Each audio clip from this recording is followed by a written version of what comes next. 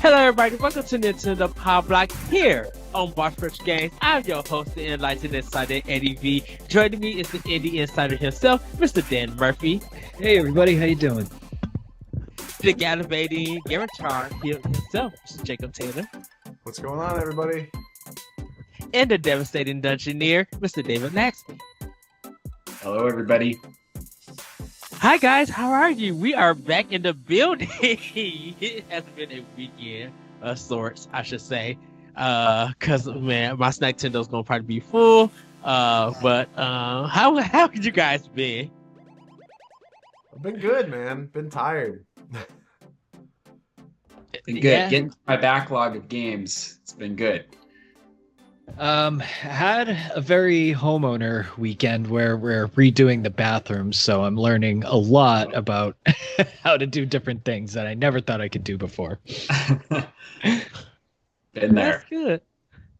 That is good. Me and David had a good hangout talk, which you guys will see soon in the coming weeks. We had a really good discussion, David. So Is like it okay I said, if we say what it was for? Is that? yeah, you can. Yeah. Yeah, it's cool. I'm really excited about it. Ed and I collaborated for a collaboration between Zelda Dungeon and Boss Rush Games to kind of lift up Black voices for Black History Month. And Ed was gracious enough to be my interview and let me interview. And so we talked for an hour yesterday, and it was awesome. Nice. It was so good just to be able to like have that discussion with him. So you guys, you'll check it out, and we're gonna try to get the video up next month about it so that you guys can see, I guess, the unedited version. Yeah. Yes. But we're going to get into some quick housekeeping. This is episode 230 of Nintendo Pow Block podcast. Each and every week we come together to talk about games and everything we love about them with our friends. You can join us live on Monday at 8:30 p.m. Eastern Time on twitch.tv/BossRushGames Live and be a part of the conversation. But if you can't join us live, no big deal. You can head over to youtube.com/BossRushGames and BossRushGames.com to watch the show or listen on your podcast service of choice. Remember to subscribe, follow, rate, and review wherever you consume us. It helps us out with discoverability, and check out our family of shows wherever you listen to your podcast. And also, guys, check us out on Discord at Boss Rush Games. So it is that time to get into our snack Tendo. Jacob, what have you been snacking on? Man, I haven't been on in 2 weeks. I was talking last week about these new Reese's cups. I'm a sucker for Reese's. They're my favorite. They're my favorite candy. And I saw at a gas station this new Reese's cups that had marshmallow fluff topping. Like it was like the regular Reese's cup. Nice. And then the top, it was like a Reese's cup cut in half, and they were like, we're gonna make the top half out of marshmallow fluff. And oh my gosh, these things are so like decadent. They are amazing. Wow. Like I've been like, every time I go into a Walmart, I try and like find the like big boxes where it's like a whole bunch of them, as if they were selling them right off the shelf. And I haven't been able to find one because, man, I want to stock up on these a lot. And then per your recommendations a few episodes ago, I found and picked up the mint and dark chocolate Kit Kat. Yes. Which was mwah. It was like a palate cleanser of mint and dark chocolate. It was very tasty. And then I also did the mocha and chocolate, and that one was okay. That one was not so great. But man, that mint one was fantastic. That mint one, it's literally so good. It's a cheap version of an Andes mint bar. It really is like a what are they? The Girl Scout cookies, the mint ones. Are they peppermint patties? No, that's not what I think is. so. Maybe. I don't remember, but it's like that too. Like it's so good. Dan, what has been in your snack tin though? We tried making fudge the other day. like a peanut butter style fudge. It's pretty good. Fudge is a lot easier to make than I thought, so we're gonna try again. I think it was just too much peanut butter for me, but hey, at least we tried. Is that a thing? Too much peanut butter?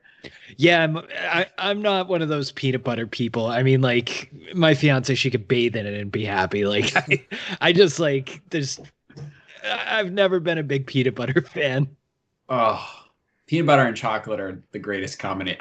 It's the best combination of any salt, pepper, peanut butter. Chocolate. Yeah, so like a Reese's cup is the perfect like ratio of each peanut butter and chocolate, and that's where I really draw the line with peanut butter. I don't need any more in my life than that. You know what I mean? But I do need that chocolate to go with it. So I will sometimes eat just a small bowl of peanut butter with chocolate chips in it, and just straight. That's good for me. That's lunacy to me. If I saw you doing that, I would think you're Charles Manson. Oh goodness! Wow. David, what have you been snacking on? So Ben and Jerry's, it's one of my favorite ice cream companies, and they got some pretty delicious non-dairy lines. So I don't remember what they always have some fancy name. I should have looked it up before the show, but I've been eating their cookies and cream ice cream with waffle cones, and it's makes me happy. Yes. I know for me, I just had the Ben & Jerry's strawberry cheesecake ice cream. I love that one. It's so good. It's just so good. But for what I've been snacking on, I actually had an Italian sandwich from Arby's. Try something completely different.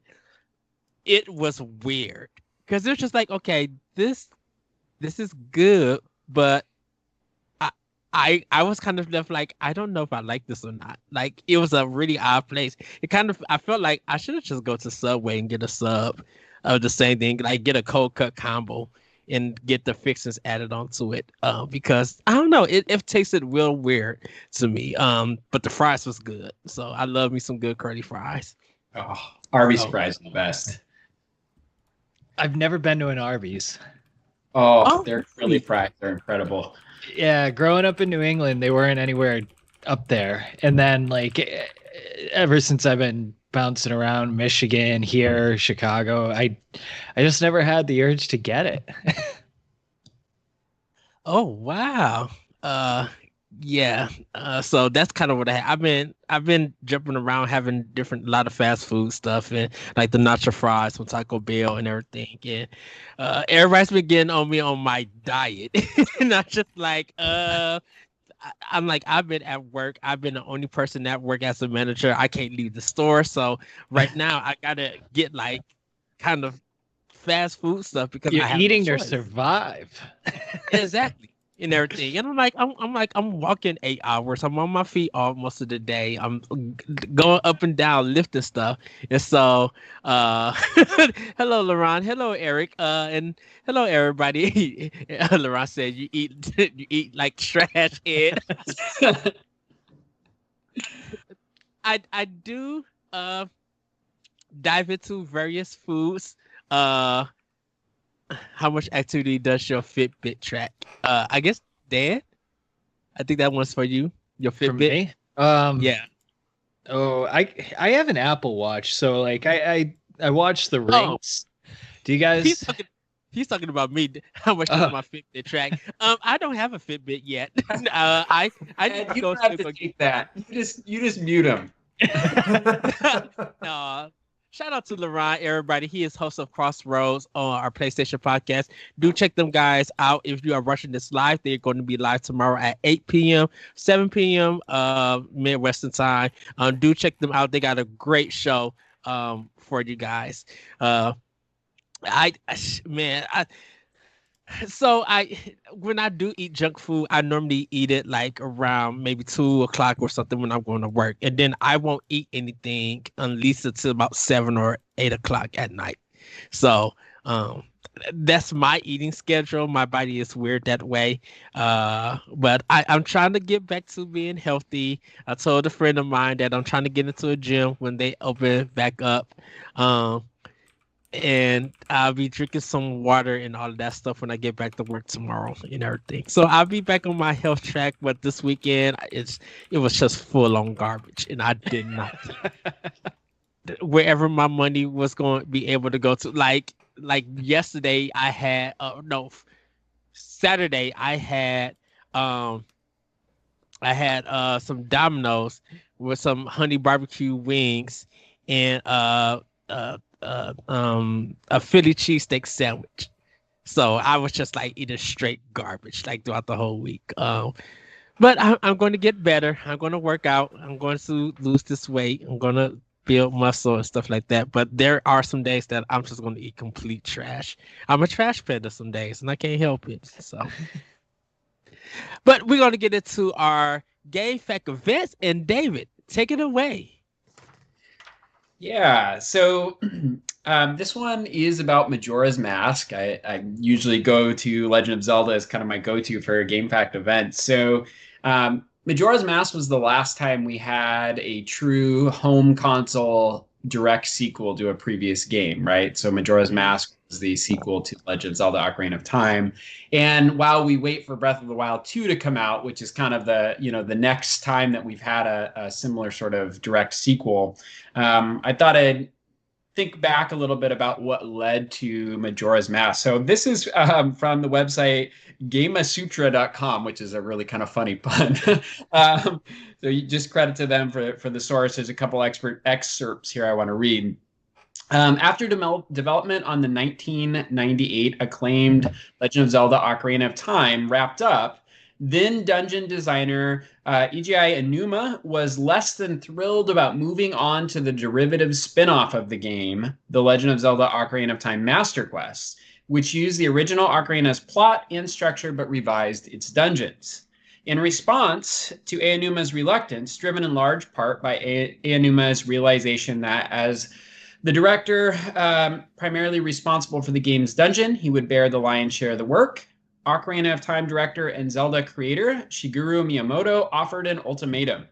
If Aonuma could lead a team to create a new Zelda game in a single year, they wouldn't have to deal with developing a new so-called flip-side spin-off game. So they essentially made a bet, and it turned out that he could produce a Zelda game in a year by simply borrowing all of the sprites from the first game and just telling a new story with them. And the rest is history. The game actually made it to retail shelf, exactly 18 months after the first game released, which is an incredibly quick turnaround. And of course, Ed's personal favorite Legend of Zelda game. So I respect it, and I'm gonna leave it at that. I do, like I told David and Celeste, I'm like if you put out merch for Majora's Mask, like artwork and stuff, I would buy it.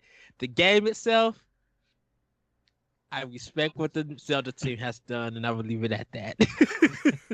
I absolutely love Majora's Mask. That was one that I felt was so rewarding when you would find things and you actually like learn the areas, learn people's habits and everything. It was just so cool. It was so unique, so creative. I love that game. I can't say enough about it.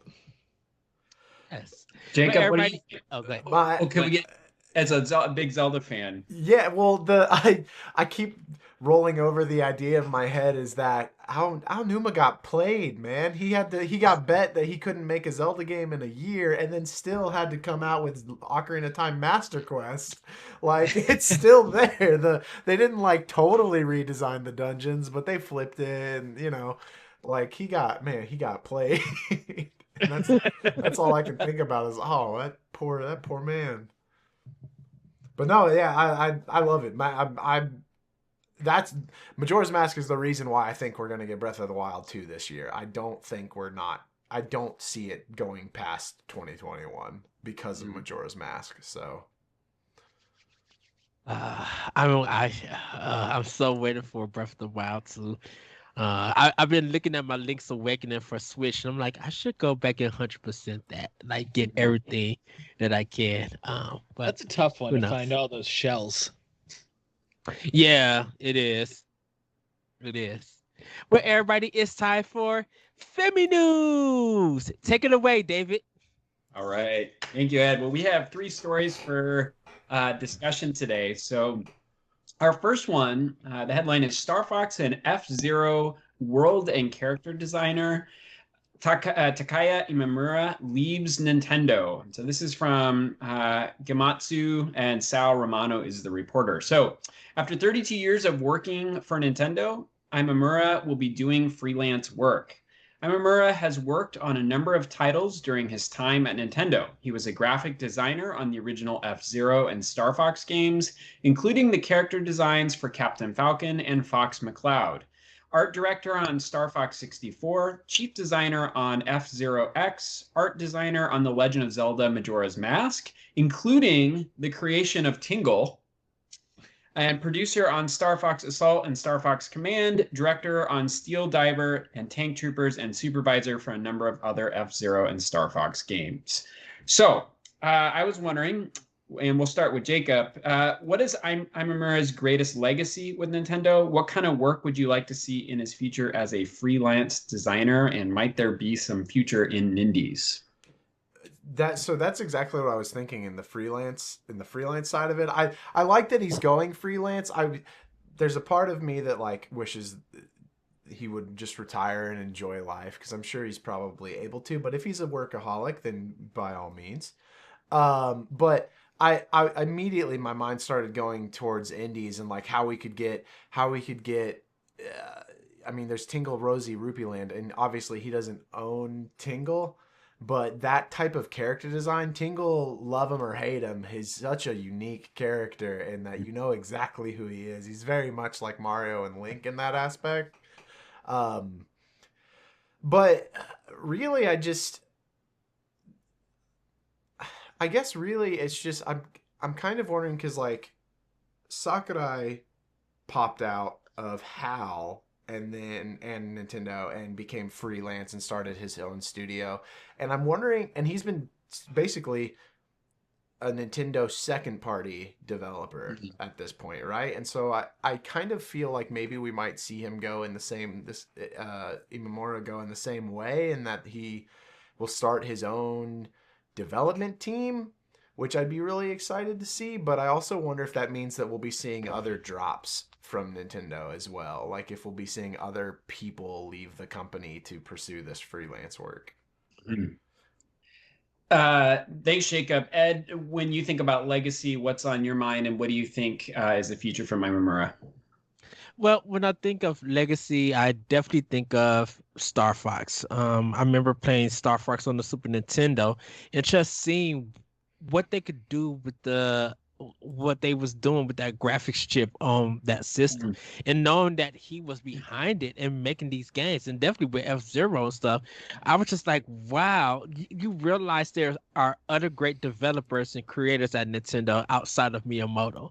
And so seeing, hearing his legacy and stuff, I'm like, he really made some top tier games, some really well-known franchises. And seeing him going freelance, he'll probably still work with Nintendo on some things, but I think now Sony players and Microsoft players will get a chance to experience his design in games, and even PC players will actually be able to get his design.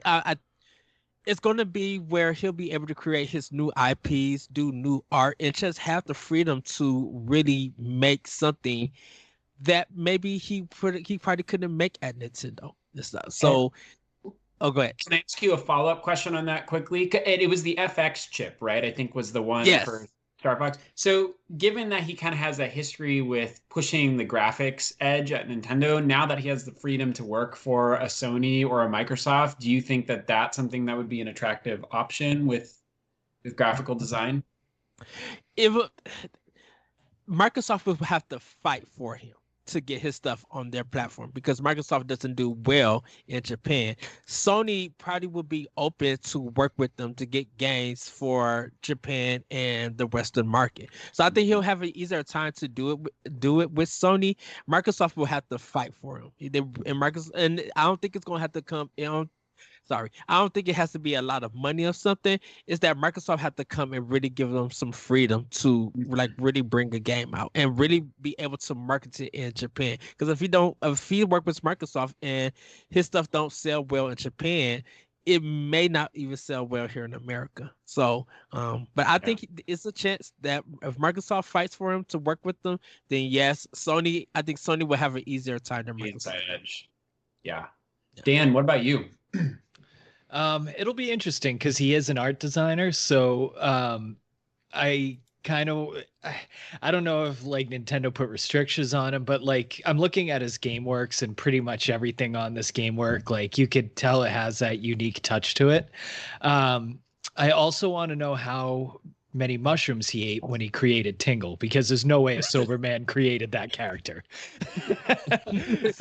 So I don't know. It's gonna be cool to see what he does next. I don't have any predictions, but man, everything he did was great. All right. Thank you, guys. So we're going to go ahead and move on to our next story. And this is a reoccurring topic on our show as well that we got some more ammo for. So Nintendo sales numbers continuing to do well. So there's a couple stories. First one focuses on Among Us, which sold 3.2 million copies on Switch in the month of December. So Innersloth's Among Us received a sudden release on Nintendo Switch last month. According to Super Data, the game sold 3.2 million copies that month alone. The Switch port was the highest earning version of the game for the month of December. Total Among Us players numbers dropped after its November peak, but the game still managed to be 2.8 times as popular as Roblox, which I think is a pretty interesting piece of information there. That was from Nintendo Enthusiast, or Super Data via Nintendo Enthusiast. And then one more little piece of information. This comes out of Famitsu via Stealth on Twitter. Famitsu has released the latest Japan sales numbers from last week. So this is the week of January 10 through the 16th. In Japan, Nintendo Switch sales made up a 94% of the market share, which is higher, about 20 points higher than their year-on-year average. Also, all top 10 titles that were selling in Japan were from the Switch as well. So Switch did 171,000 units, while PS5 did 7,000 units, and PS4 did 3,000 units. So starting with Ed this time, any surprises here? What stands out to you about these numbers, and what does this suggest for Nintendo sales and marketing in 2021? So what's surprising to it is with this list is that Nintendo is still dominating, almost getting close to 3 years. In 2 more months it will be it'll actually hit 4 years, but like we know it's been on the hot streak. It's surprising to see that Sony is not doing well with PlayStation 5, even though it's a struggle here in America to get a system. I'm not hearing that same thing in Japan. And it may be because there is a lack of games that's out right now in Japan also than with America. I guess that because Switch is so available in Japan and stuff with their games, that people were just like, I need something to play, so I'm going to get something to play with that. And then plus it also might be the economy also, that Sony and Microsoft are having a hard time, that Nintendo somehow it may be a budgeted thing, and with Nintendo stuff in Japan, that people are going out and being able to get those systems and stuff. Japan is still like a mobile country in a sense, and Nintendo is kind of a add-on to that. So there might be some connection with it. So I'm surprised to see this. I'm happy to hear these numbers. I really hope that Sony can really like sell some more systems and get some more games out, and I hope Microsoft could do something in Japan also a little bit later. But right now, like, to hear Nintendo do all of that from Famitsu, like, Nintendo used to get clowned for the system in their games. You barely see any of their hits on the list. Now it's being like, for months it's being top 10 for the whole way through. That's surprising. Thanks, Ed. Dan, what stands out to you? I mean, production has to be a factor with the PlayStation sales, so I'm going to sprinkle a little grain of salt on it with that. But yeah, I mean, the fact that these Nintendo numbers are just not slowing down, it's crazy to me. And even Actually, I find the Among Us to be very surprising because it is a free mobile game. Like you don't have to pay any money to play on your iPad or your phone, but for Switch it's like $6, and chatting on the during the voting process is kind of a pain on the Switch. But yeah, I mean, this just goes to show that the accessibility of bringing the Switch somewhere and the portability of it is such a huge marketing standpoint. And I mean, that's what sold me on the Switch. So it's good to see, and we'll see if these numbers keep up. Jacob, I know that you do a lot of streaming, and often you stream Among Us. What are your thoughts on these numbers overall, and particularly the sales of Among Us? It doesn't surprise me at all. I didn't realize it when it got announced, but Among Us coming to the Switch is the first console that Among Us has come to. I have no doubt that it'll come to Xbox and Sony as well. But yeah, apparently Switch is the first console to get that game, and so it doesn't surprise me at all with Switch's install base and frankly their attach ratio with a lot of the bigger games for the install base. That's not surprising. Just to kind of to parrot what Ed and Dan were saying about Sony in Japan is, yeah, it is a problem that they don't have consoles to sell. That is a big factor as to why they're not selling as much. But at the same time, Japan's infrastructure is very on the go. And that's why Nintendo handhelds always have done well there, even with even the PSP, even the PS Vita have done very well in Japan. And so the fact that Nintendo has the Switch just kind of makes it almost seem like Sony can stick in there, and to me that Microsoft shouldn't even bother, because no one's willing to give up the TV, in Japan. They all have their own console, and so it's almost kind of like a why even bother at that point. But for sure, to parrot them, the biggest reason that these numbers are so drastic is because Sony's stock just isn't there right now. The one thing I'd add to what you all said, I just think it's interesting as Switch Pro in theory comes out here soon. If Nintendo's wavering at all about making that, it's all speculation, but making that dock only, given how much the accessibility and the portability has been such a driver of sales, I think probably the ultimate solution would be just that each type of Switch will have its own niche or lane. That Switch Lite will be for kids. The standard Switch will be for, sort of your handheld gamers. And then for like serious gamers that want to put on the TV, you'll have the Pro. And so Nintendo will kind of have these customizable options. That's my thought going forward. All right, so our final story today deals with a bit of controversy. So the artist and musician for Devil's Engine Ignition urged consumers not to purchase the game. So this is out of Nintendo Life. Controversy is again surrounding the shooter game Devil's Engine after it appears the artist and the musician for the game still have not been financially compensated for their work. The controversy takes a bit of attention to track, as conflicting statements have been issued by all parties involved, dating back to this past summer. So Protoculture Games, aka Tristan Chapman, the developer of Devil Engine, claimed in July of 2020 that no payment had been forthcoming from publisher Dangen Entertainment, and that Dangen was withholding the rights to the game from its developer. This appeared to have been resolved recently when a joint statement was issued which said that Protoculture and Dangen had sorted the whole mess out, only for Devil's Engine artist and musician siblings Thomas and Joseph Bailey to issue their own statement, which claimed Chapman was using their work without permission on Devil Engine. It would appear that unless Chapman removes the art and music from the game, a massive task, then legal action will indeed be taken, and Devil Engine could be removed from sales completely.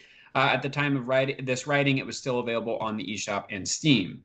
So for our panel, some consideration here. What are the obligations of consumers in this situation? Should the game be boycotted until the labor dispute is resolved? Or should industry folks have to sort this out on their own rather than punishing consumers for the infighting? Dan, we'll start with you this time. What do you think? Um, I'm I don't know. I'm always pro consumer, right? Like I feel like because other people are screwing things up, I hate to see that people who are looking forward to something get the short end of the stick. You know what I mean? Um, so maybe that's just like a cheap answer, but that's how I always feel with these kind of situations. Mm-hmm. Jacob, what about you? So weird for me personally. Weirdly enough, this just made me want to go buy the game because it might go away. And that FOMO is real. But if you're okay with it, if not, I don't want to put you on the spot, but I kind of want to throw it back to you just because it's similar to your situation. Mm-hmm. For you to use my time to speak, because personally, as a consumer, I've always been of the mind of, well, if I buy it, then I'm voting for it.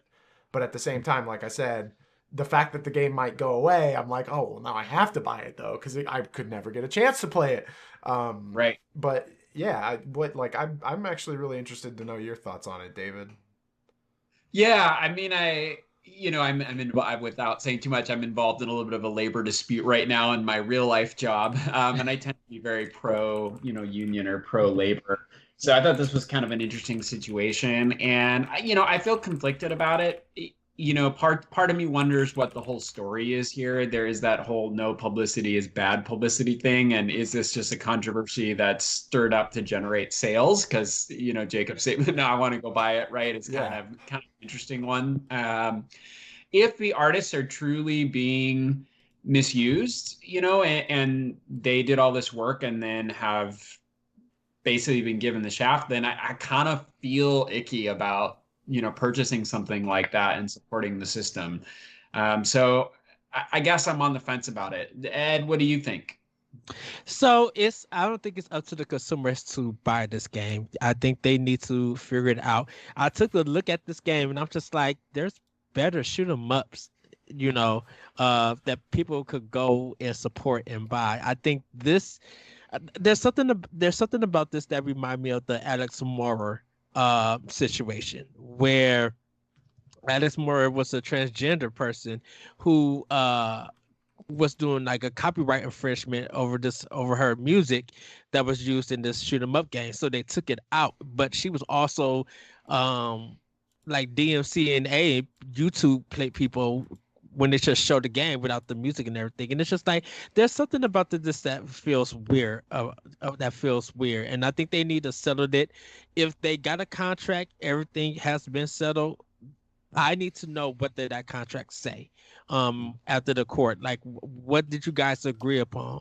What's the financial portion of this and everything? I would just need to see more, but I took a look at the game and I'm like, there's better of it. So I want to support nobody in this situation until it all gets worked out. There's other 2D shoot 'em ups that you guys could get. There's a game called Ikaruga that you guys could get from Treasure and Nicholas.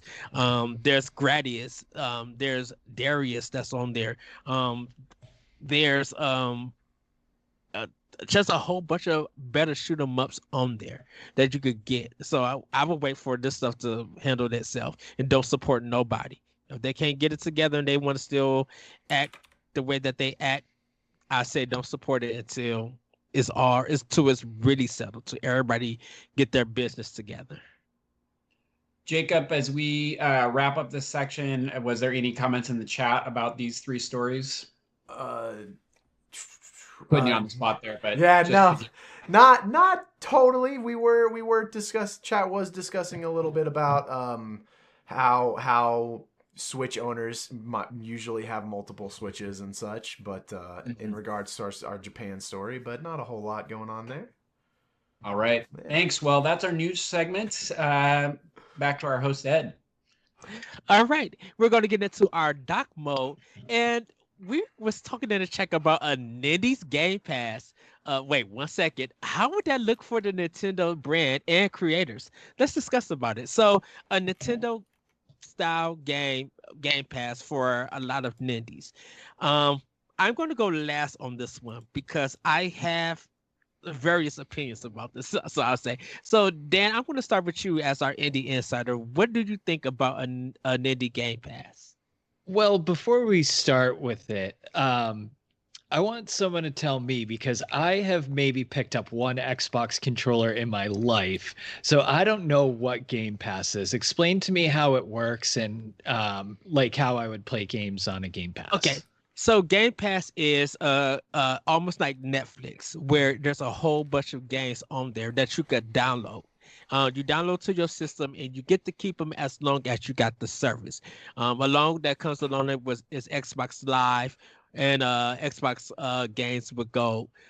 If you have the regular one, if you get Ultimate, that's adding XCloud and is also adding the PC. There is a PC version that you can also do for Game Pass where you don't have to play games on the console. There are specific games on there for just PC and not console, and games that's for console and not PC. If you get Ultimate, which is $50 a month, you get everything as with Game Pass with XCloud, where you could play on stuff on the go. So you could play on a tablet, on a mobile phone, using a controller or using your Xbox controller and go from there. There are some you get day and date with the first party Microsoft games. So anything that comes out from Microsoft that they publish will be on their day one with it. So you don't have to go into the stores and buy it.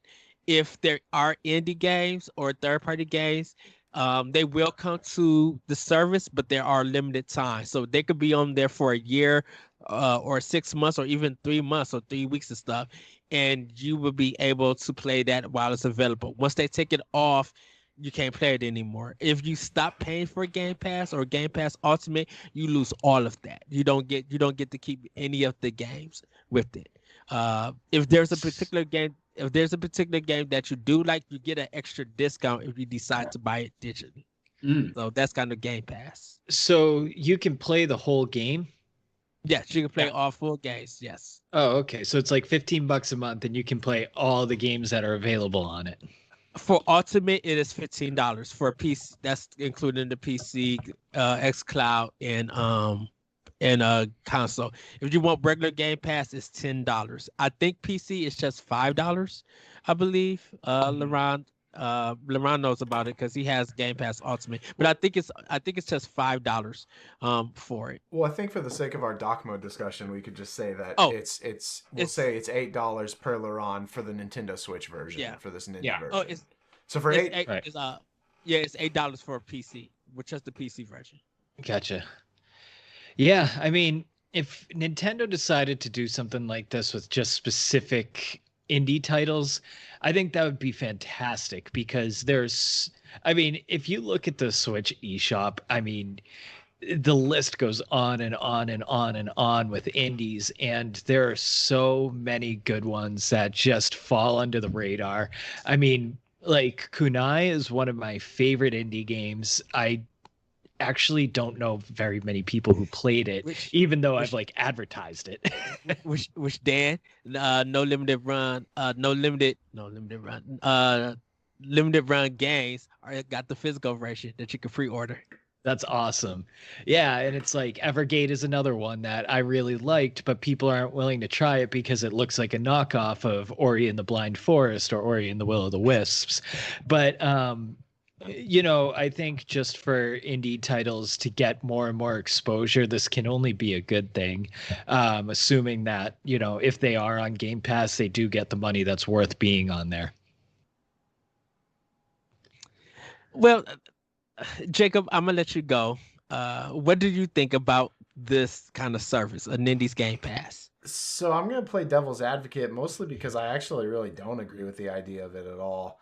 But to do it, I have a hard time believing that these games that get missed because they just fall under people's radar would do any better on an indie Game Pass where there are all these other the exact same games that those games fell under the radar from are being offered, and then like any better than they wouldn't do now when they just drop the price on as a discount. you know, I've picked up games that I never would have picked up before off of the eShop because of discounts dropping them below $5, where it's like, oh yeah, I could go get lunch, or I could make a sandwich and buy this and have a game to play. Um, it just doesn't. I It doesn't seem like indies would be enough to bring it in. It seems like they would have to offer the big first party and third party titles as well, like how Xbox does it, like how Game Pass has it, in order for it to actually make sense. Especially because these indie games probably wouldn't be on there for forever.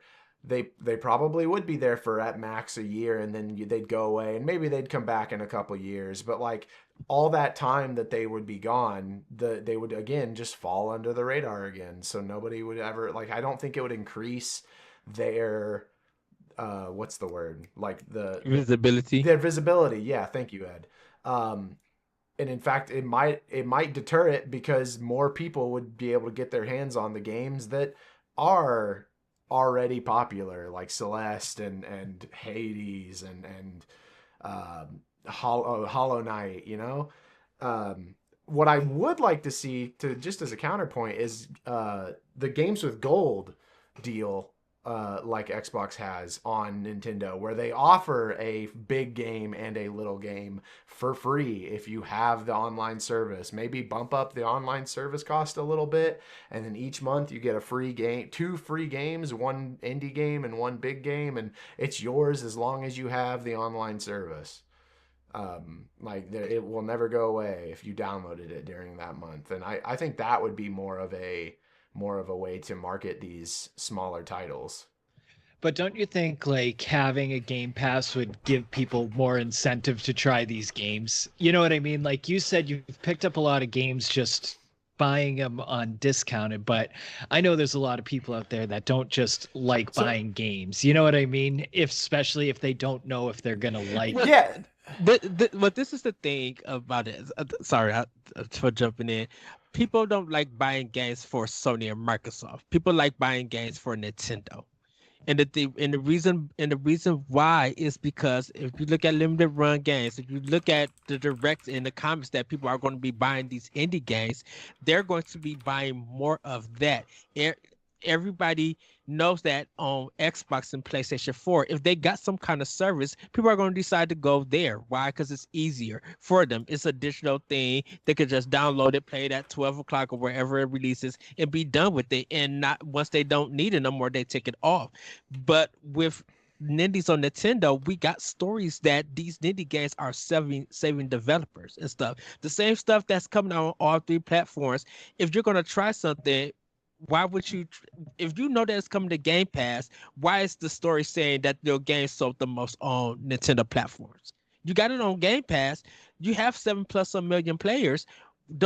Someone in those 7+ million players should be able to say that we've been playing this game on Game Pass, and Microsoft should be able to report it. But we see more. We can look at IGN and Game Informer, and they'll say that this game has sold half of their sales, or their game hit #1 on the Nintendo Switch. So go ahead, Jacob. Well, but your question is answered in the statement, right? It sells more on the Switch because they can't just download it for Game Pass. I have games, to what Dan was saying, I have games that I've bought and I've never played, but the developer still has my money.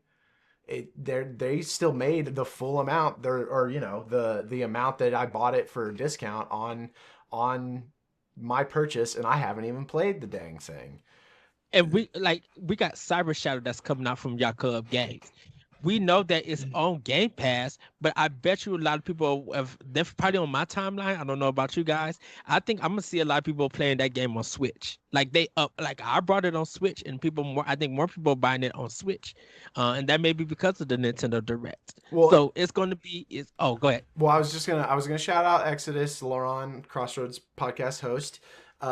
He's saying people flock to the Switch eShop because the Switch is a portable system, and the culture of Nintendo has bred a sect of gamer that craves stuff to have on the go.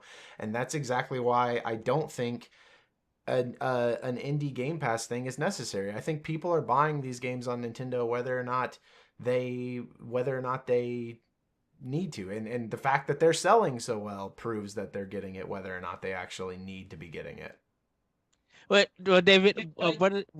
Yeah, go ahead. Well, so I just think that there's two ways that we can look at this. I think we can look at it from sort of this moral ethical point of, is it good for indie developers to have a Game Pass? And I think that's maybe how Jacob's approaching it. Yeah. And I think it's the other way we can look at it is it good for Nintendo to have this? And I would argue that the Game Pass is a huge selling point for Xbox, and it makes it a destination that people know, hey, I can purchase Game Pass and have this huge library of games for just a monthly fee, right? And if Nintendo had this sort of exclusive Game Pass for indies, I think that makes Switch, which is already king, have even more draw. So from Nintendo's perspective, I think it's a no-brainer. Thinking about it from the indie company's perspective, I think it really depends on what the deal structure is. If they're getting a pretty sweet incentive to add their game to this massive library on Switch, then it probably compensates them for sales. But if they're getting just a nominal amount, then it probably does shoot them in the foot, and it's probably not worth it. And a lot of indie developers get the double dipping for Switch. Like people will buy it digitally, and then if it gets a physical version, people will go and buy it. Like it's weird. People spend money to get the Grease collection, and that game had been out like for months after they came out on Nintendo Switch. Now the game is on PlayStation, and people barely even touch it and stuff. Um, like even with the beat 'em up game that Ubisoft just released from that movie that came out. A lot of people who bought the game, I didn't buy it digitally, but I got my physical copy, and everybody wants the physical copy for a Switch, and it's sold out real quick because people are like, we know that this game got taken off the market line on Xbox and PlayStation. We don't want to risk that again. So if they start putting indies that you can't buy anymore or anything and stuff, they're gonna take it off. People are just like, I'd rather just pony up the 40 or 50 some dollars, get the collection, and call it a day. Like people are treating indies as big as AAA games or even first party games and stuff. Like even Dead Cells. Dead Cells had been on PC for a long time. And when it finally came to Switch and PlayStation, everybody who bought the digital version also bought the physical version on Switch. Like, and Dead Cells had been around and stuff. So it's well, if there was a Nindies Game Pass, what would be a price set for it for you guys, David?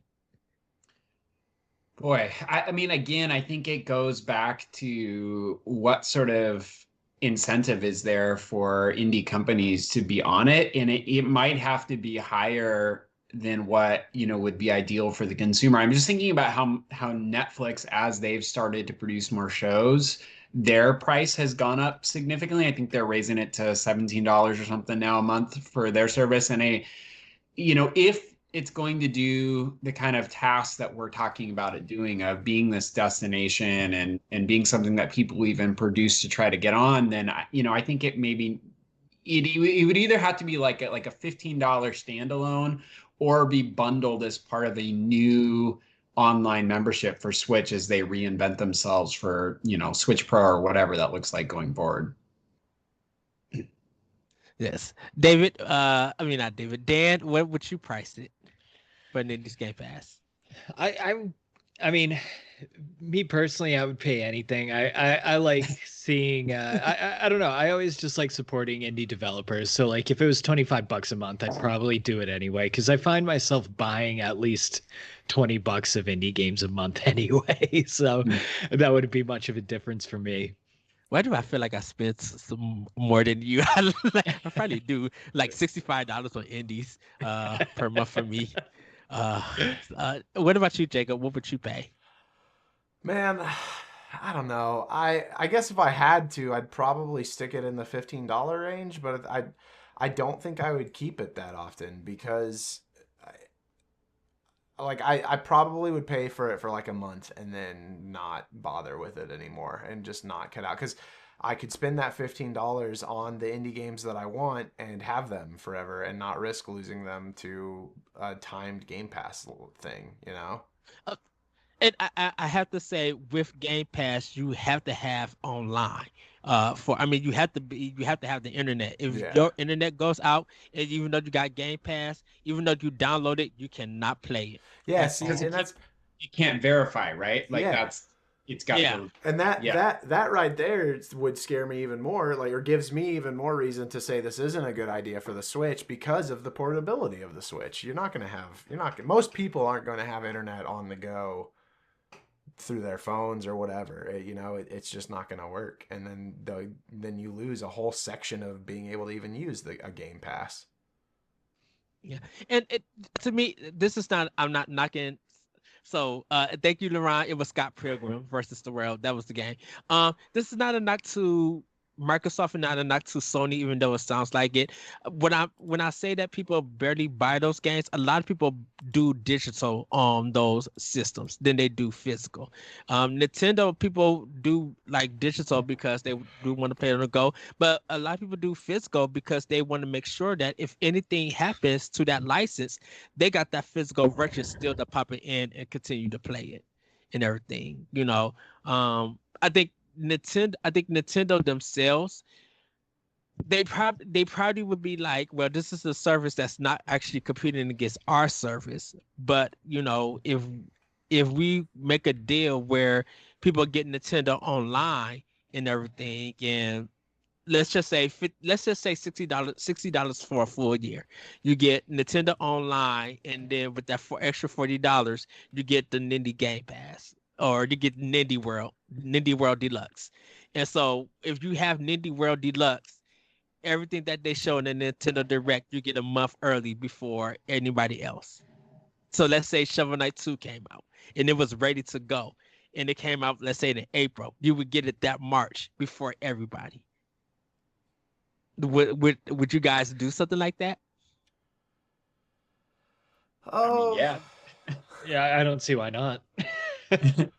uh, yeah. I mean, I guess I don't want to keep downing on an idea. So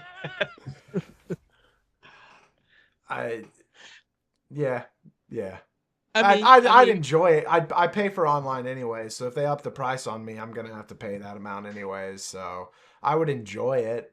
I don't know if it would be like the reason for me to keep online or go with anything like that. and I'm just like, it's one payment for a full year. You don't have to do anything else. So they could put indies on, they could take indies off. You still made that one payment. Yeah, that's what I'm saying. Is like I would have it just because I pay for online, but I just don't know. I just have all these like there's tons of thoughts floating around in my head that's like tells me this just wouldn't ever be a good idea for the indie companies. Like I just don't think they would be compensated well enough for it to be supportive of them. Me and David could play that Legend of Zelda rhythm game. Uh Cadence from Survival. Yeah, Cadence It's a of lot. Hyrule, yeah. man. Buy it. It's a great game. Support the indie company. It's a fantastic game. Yes. So any last thoughts about this? Um David, any last thoughts?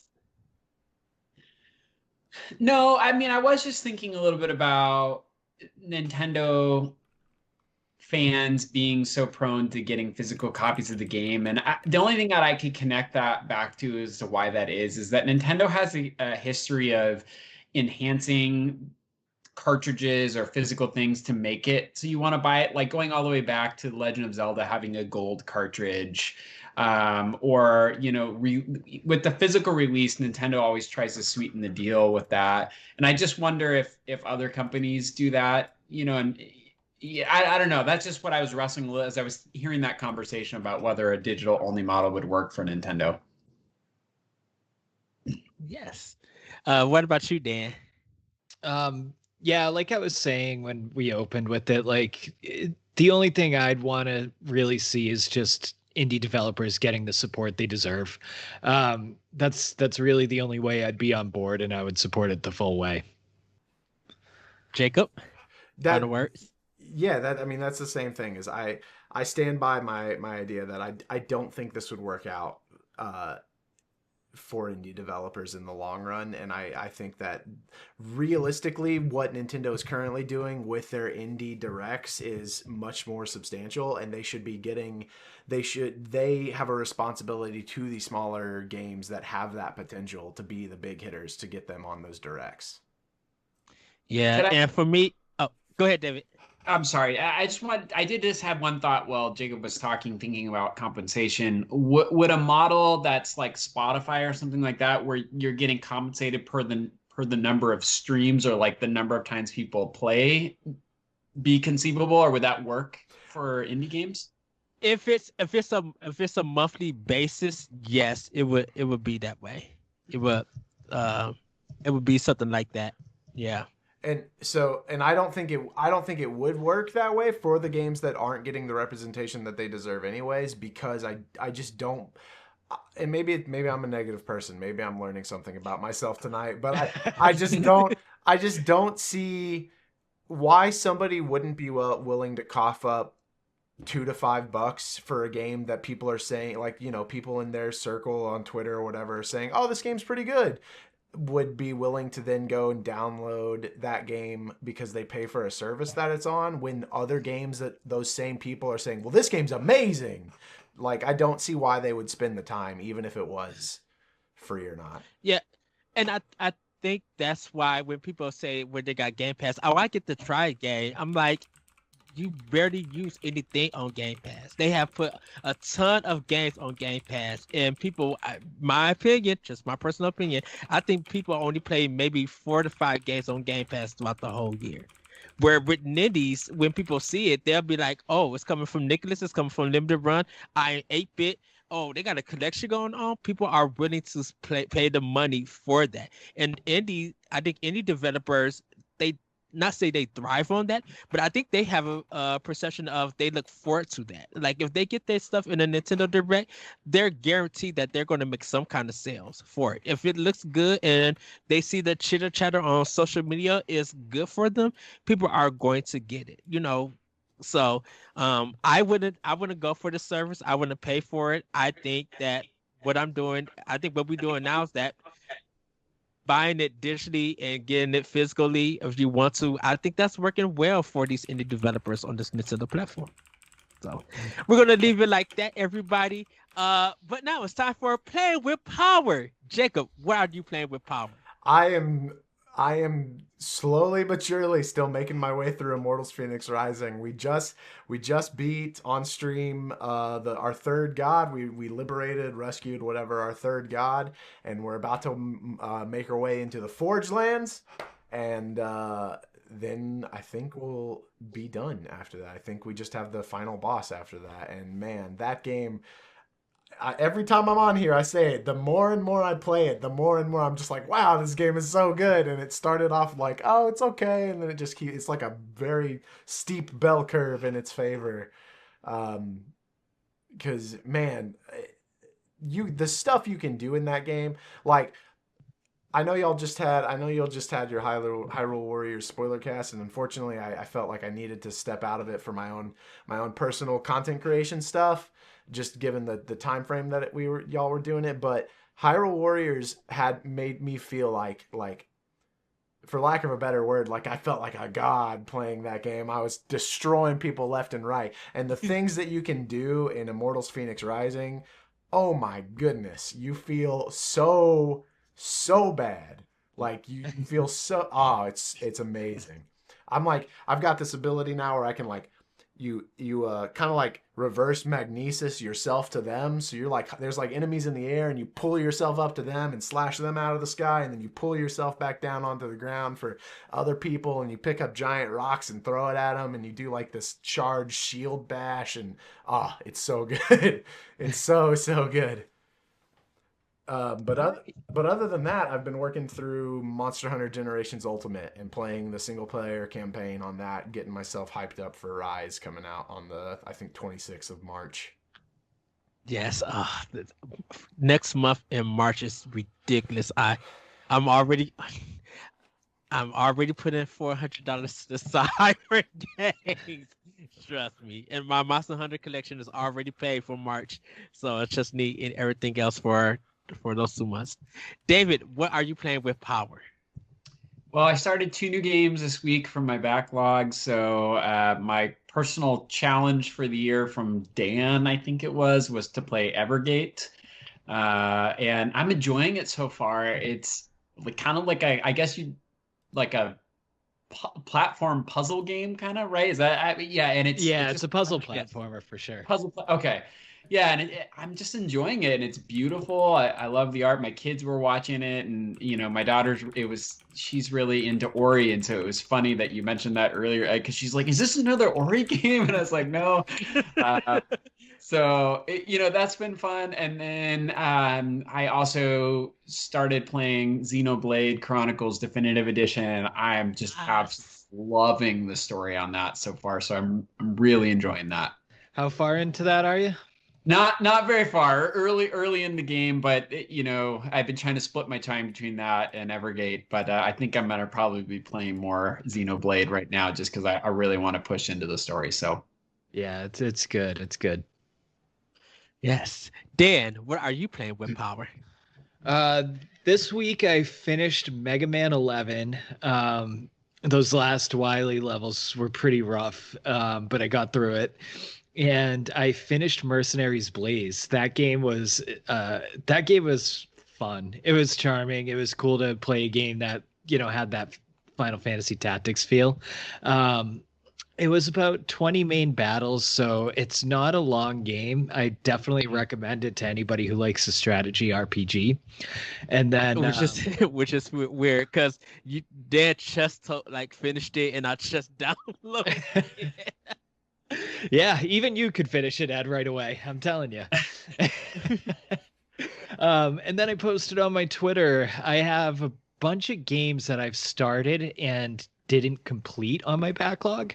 So I, posted for the games that maybe I wanted to finish, and the people voted for Luigi's Mansion 3. So I started playing it again.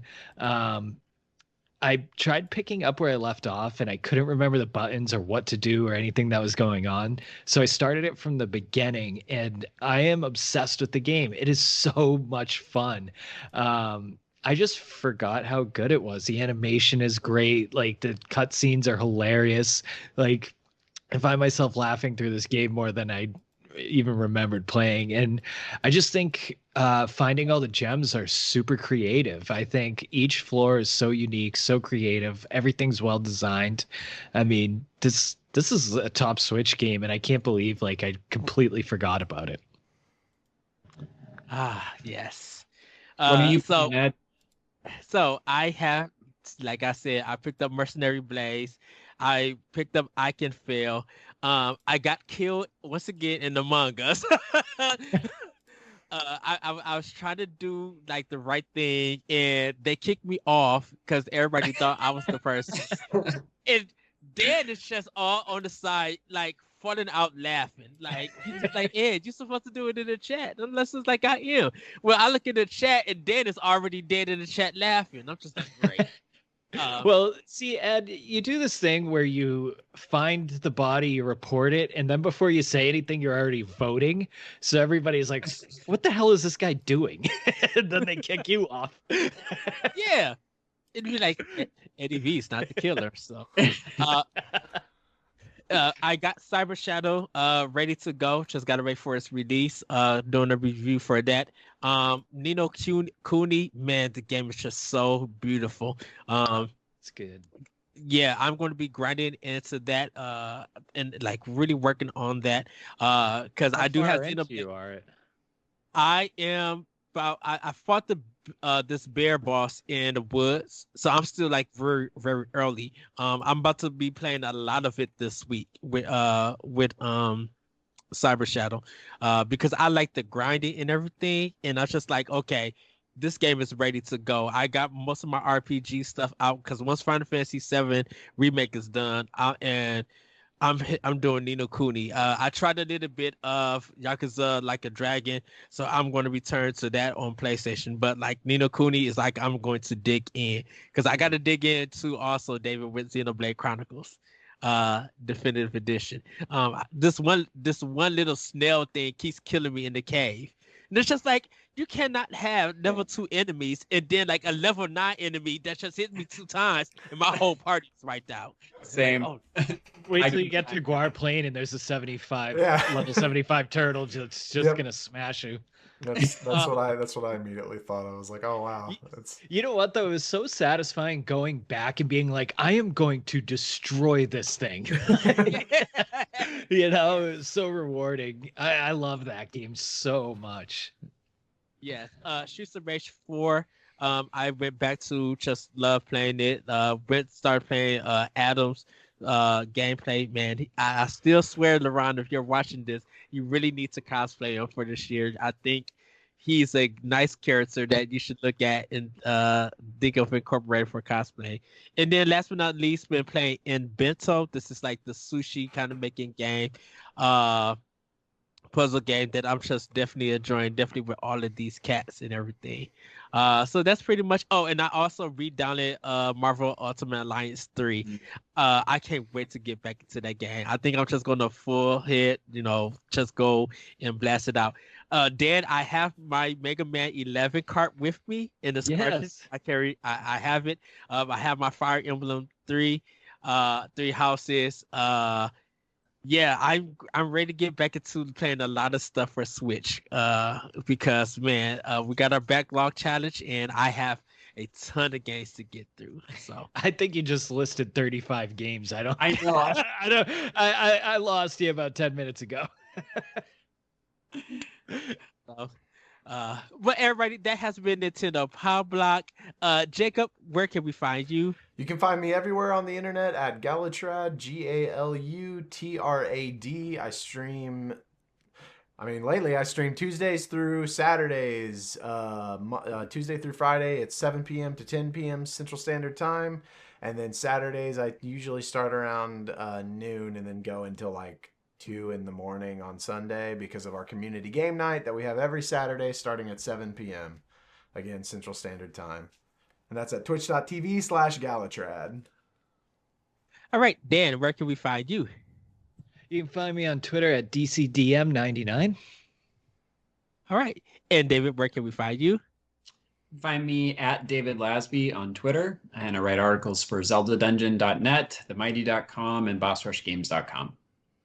Yes, you guys can find me on Twitter at ThatButcherCo. Check out Optional Opinion on SoundCloud and other podcast apps. Check out Nintendo Pow Block Wednesdays if you guys did not get to catch the live show. Check out our other shows, Crossroads, Arsenal X, Boss Rush Podcast, Band, We Talk, and more, and even Recap. We got a lot of stuff that is coming to you guys to check out. Everybody, this has been a great month for Nintendo Pow Block. We had our quiz, we had great discussions. There is going to be an investors meeting coming next week, so we don't know what they're going to be talking about. We may get some games announced. We may find out about a Switch Pro. Who knows? Hopefully, we get some information about that. Or we hopefully be able to talk about it on next episode.